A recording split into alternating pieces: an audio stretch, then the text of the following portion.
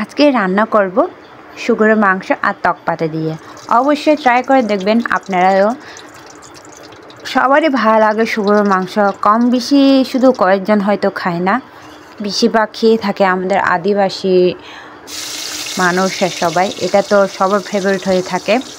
আমার এই একটা মাংস খুব ভালো লাগে, কিন্তু পরিবারে কম বেশি তেমন খায় না, আমি বেশি খাই, তাই সব সময় খাওয়া হয় না, নেওয়া হয় না।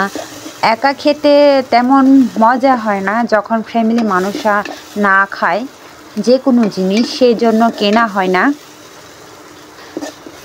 আজ কেনা হয়েছে বাজার থেকে, তাই রান্না করতে বসে পড়লাম ছটপট করে। নিজের প্রিয় খাবার হাতে পেলে কার না ভালো লাগে না, সবার ভালো লাগে। হ্যালো এভরিওয়ান, আকু সিরি খোবায়া, সবাইকে নমস্কার। আশা করি সবাই অনেক ভালো আছেন, আমিও ভালো আছি মোটামুটি।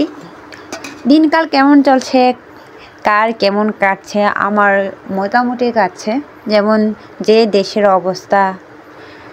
বাড়ি বসে আছি, সেই জন্য আপনার সাথে ছোট্ট একটা ভিডিও শেয়ার করতে চলে আসলাম। আমি রান্না করলে বেশিরভাগ শুকরের মাংস, টক জিনিস দিয়ে রান্না করে অনেক ভালো লাগে। কার কার পছন্দ, কার কার প্রিয় অবশ্যই জানাবেন। আমার মতো শুকরের মাংস লাভার কে কে আছে?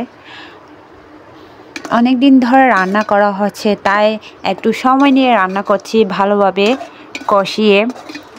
যে কোনো মাংস ভালোভাবে কিছুক্ষণ সময় নিয়ে কষালে অনেক মজা হয়, ভালো হয়। যে কোনো মাংসের সময় নিয়ে রান্না করতে হয়, তাড়াহুড়ো করলে চলে না, আস্তে ধীরে রান্না করতে হয়, সময় নিয়ে, তারপরে সুন্দর করা হয়। আমি সুন্দর করে মিক্স করে নিয়েছি মশলাগুলো, যা যা যাবতীয় জিনিস লাগে। ঢাকনাটা কিছুক্ষণ ঢেকে রাখবো। রান্নার শেষ পর্যায়ে যখন হবে, তারপরে তক পাতাতে দেওয়া হবে। তক পাতা যে কোনো সময় যে কোনো রান্নাতে তক পাতা যদি দেওয়া হয়, প্রথমে দেওয়া যায় না, না হলে একদম তক পাতাগুলো মিক্স হয়ে যায়, খুঁজে আর পাওয়া যায় না। সেই জন্য যে কোনো তরকারিতে তক পাতাগুলো শেষ পর্যায়ে দেওয়া হয় আমাদের। সবার রান্নার সময় খেয়াল করে দেখবেন যে তক পাতা শেষ পর্যায়ে দেয়, লাস্ট। প্রথমে রান্না করার সময় একদম ফার্স্টে দেওয়া হয় না, দিলে একদম সবগুলো মিক্স হয়ে যায়, নরম তক পাতা যেহেতু। এখন তক পাতা দিয়ে দিয়েছি, কিছুক্ষণ পর ঢেকে রাখবো, তারপরে রান্নাটা হয়ে যাবে।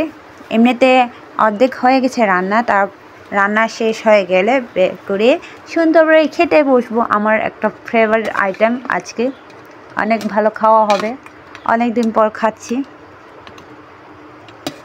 খেতে ইচ্ছে করলে তো খাওয়া হয় না, পরিবার যখন সবাই কম বেশি খায় না, সেই জন্য খাওয়া হয় না। অন্য কিছু খাওয়া হয়, কিন্তু এই শুকরের মাংস তেমন বেশি খাওয়া হয় না। আমার ছোট্ট ভিডিও এই পর্যন্ত।